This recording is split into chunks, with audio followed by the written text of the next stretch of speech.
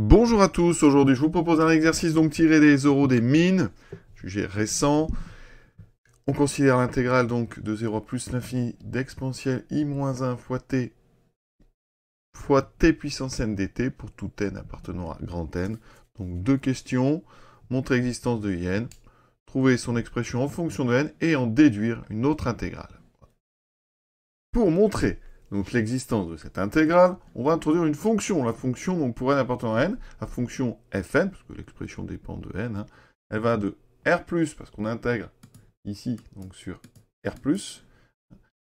elle va dans C, et à t, elle associe exponentielle i-1t fois t puissance n. Alors pour montrer l'existence, tout d'abord, il faut la continuité. C'est une fonction qui est évidemment continue, produit de deux fonctions continues, donc fn est continue sur r+. Ça, c'est la première chose. Donc, on n'a pas de problème d'intégration en 0. Le problème étant plus l'infini. On sait que la convergence absolue entraîne la convergence. Donc, il va falloir montrer que l'intégrale de la valeur absolue de fn converge. Donc, regardons valeur absolue de fn. Valeur absolue de fn. Donc, pour tout, donc, quel que soit t, donc appartenant à r+, la valeur absolue de fn. Alors, on a ici un EI. EI. Voilà, attention, on va séparer notre exponentielle en deux. Ici, ça va donc être EIT fois E moins T, T puissance N. On sépare en deux, un produit d'un module, c'est le module des produits. Voilà, et on sait que, donc ici, alors E puissance moins T, donc ça c'est toujours positif. T puissance N aussi. Donc EIT est de norme 1, enfin de module 1, pardon. Et donc ça fait exponentielle moins T, T puissance N. On sait qu'en multipliant par T carré, on obtient ici quelque chose dont la limite est 0. Ça c'est les croissances comparées.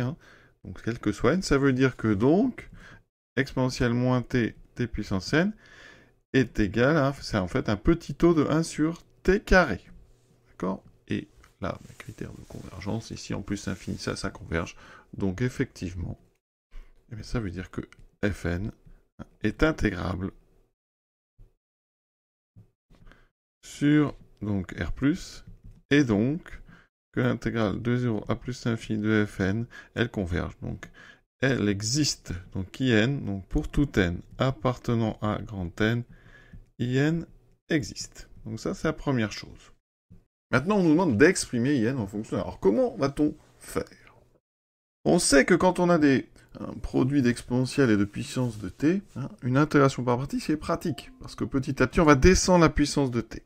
Mais ici, attention, c'est une intégration par partie avec, ici, des bornes qui sont 0 plus infini. Donc, il faut bien se rappeler du théorème d'intégration par partie. Et donc, il vous faut d'abord deux fonctions C1. Alors, qu'est-ce qu'on va faire? Vous voyez ici, c'est t, donc t puissance n, on le dérive. Donc, u de t, ça va être t puissance n. On aura donc facilement u' qui est donc n, t puissance n moins 1. Ensuite, ça veut dire que je dois avoir un v' qui est e de i-1 fois t. Donc, ça veut dire qu'on va choisir v de t égale à 1 sur i-1 exponentielle i-1 de t. Et là, maintenant, il faut être très rigoureux. U et V sont effectivement C1 sur donc R+, pas de problème. Ensuite, on va revenir normalement sur IN-1, donc il faut ici faire attention, il ne faudra pas qu'on ait ici un nombre négatif, donc on va prendre ça, quel que soit n appartenant à n étoiles. D'accord? Donc on a bien tout qui est C1, le produit UV, on l'a, c'est ceci.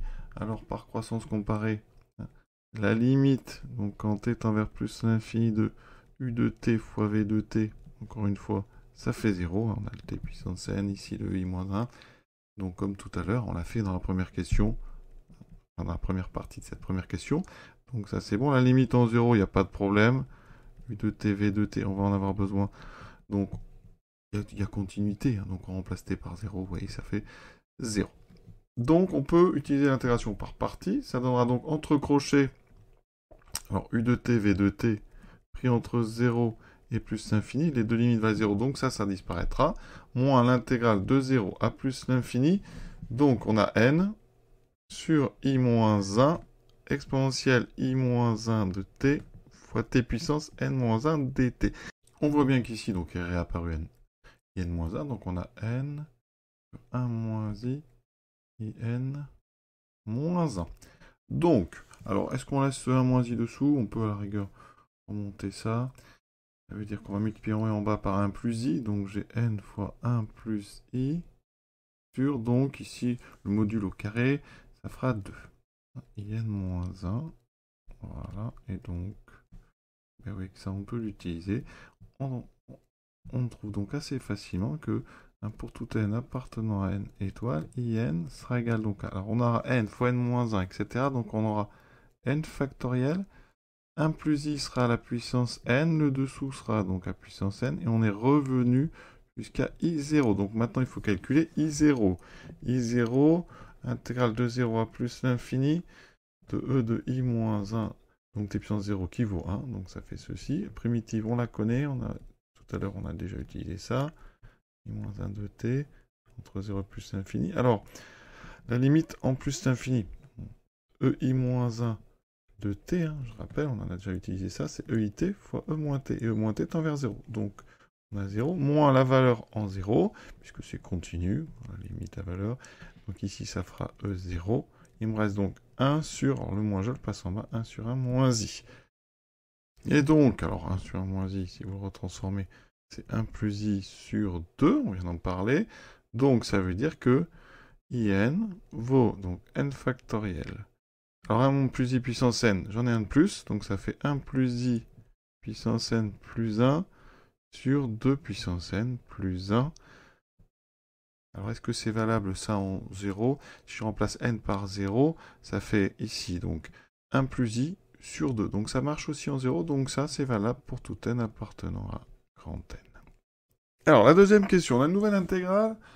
Donc intégrale de 0 à plus l'infini d'exponentielle moins t puissance 1 quart, sinus t puissance 1 quart, t puissance n. Alors l'idée c'est certainement, bien sûr, c'est en déduire, hein, donc on va utiliser ce qu'on vient de faire. Alors on a du sinus, nous on avait de l'exponentielle complexe, donc on va certainement passer par une partie imaginaire ici. Donc on va quand même vérifier que l'intégrale existe, mais ça en fait, vous devez imaginer que c'est la partie imaginaire de l'intégrale de 0 à plus l'infini d'exponentielle moins t puissance 1 quart exponentielle. Donc it puissance 1 quart, t puissance n dt, cette intégrale ici, donc c'est intégrale de 0 à plus l'infini exponentielle, et là si vous mettez ça, regardez, on factorise par t puissance 1 quart, ça fait 1 moins i, t puissance 1 quart, de t puissance n dt. Donc on a t puissance 1 quart ici, nous on a t, donc il va falloir certainement faire un petit changement de variable pour se ramener exactement à in. Vous voyez qu'on n'est pas loin. On montre l'existence de l'intégrale de la même façon qu'on a fait en première question. On crée une fonction ici gn.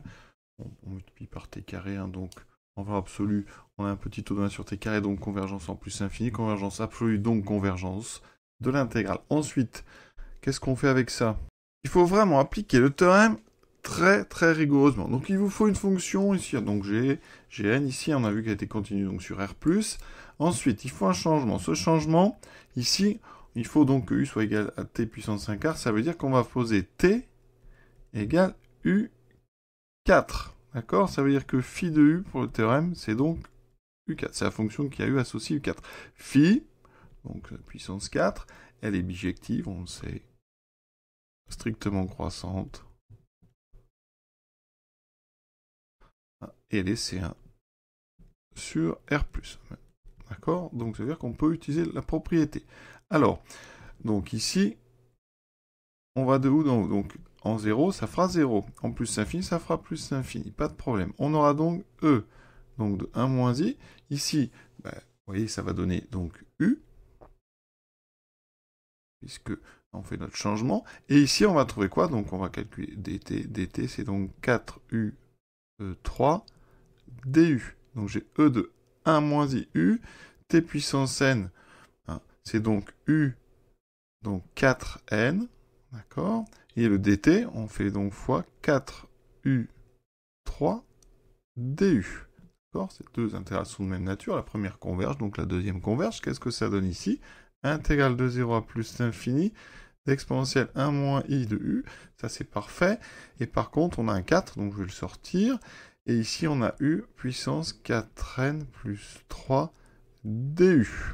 Et donc ici, on retrouve quoi? 4 fois, donc, alors, bon, la variable, ça c'est pas important. Par contre, ici, on a 4n plus 3, là où on avait n, donc ça, c'est i de 4n plus 3. 4n plus 3, c'est bien un entier naturel, donc c'est bon, on a trouvé une relation qui est intéressante, parce que ça, maintenant, ça fait donc 4 fois, alors on a donc n factoriel, 4n plus 3 factoriel, 1 plus i 4n plus 3 plus 1 sur donc 2 puissance 4n plus 3 plus 1. Ça me donne ceci, donc j'ai le 4n plus 3 factoriel. Ici, hein, j'ai 2 puissance 4n plus 4, j'avais 4 en haut, donc 2 puissance 2, donc une petite simplification, ça fait plus 2, et 1 plus i puissance 4n plus 4. Alors moi, il va me falloir la partie imaginaire, parce que nous, on a sinus ici seulement, donc ça veut dire que je dois mettre une forme exponentielle, donc ça va assez vite. On a 4n plus 3 factoriel, donc 1 plus i, vous savez que c'est racine de 2 fois ei pi sur 4. Donc 4n plus 4, c'est 4 fois n plus 1. Et donc ici, on a 2 puissance 4n plus 2. Alors regardez ce qui va se passer. 4n plus 3 factoriel. Ici, on va multiplier. Donc j'ai racine de 2, c'est-à-dire 2 puissance 1 demi à la puissance 4n plus 1. Ça fera 2 puissance 2n plus 1. ei, donc regardez, ei pi sur 4 à la puissance, donc 4n plus 1, ça veut dire qu'ici, on va pouvoir rentrer de 4. Ça donne ceci. Et ça fait ei pi. Ei pi, donc puissance n plus 1. Ei pi, c'est moins 1. Ça me fait donc moins 1 puissance n plus 1 sur 2 puissance 4n plus 2. Et donc, je simplifie un peu les puissances de 2. Il me reste 3. 4n plus 3 factoriel. On n'aura plus rien en dessous. 2 puissance 2n plus 2. Donc, je vais peut-être plutôt mettre tout en dessous. Ce sera plus sympa parce que sinon, on aura des puissances négatives. Donc, 4n plus 3 factoriel sur 2 à la puissance, donc 2n, ça simplifie, il me reste 2 puissance n. J'avais 2g2, il me reste que 2 puissance 2n. Voilà, et moins 1 puissance n plus 1. Et donc, l'intégrale qu'on cherche, qui est en fait la partie imaginaire de ce qu'on vient de calculer, regardez, ce nombre-là, ici, c'est un réel, ça appartient à R. Donc, conclusion, la partie imaginaire ici, eh bien, elle vaut 0. Donc, l'intégrale qu'on cherchait à calculer, eh bien, elle était nulle. Et on a terminé ce joli exercice. Je vous souhaite une bonne fin de journée et à très bientôt.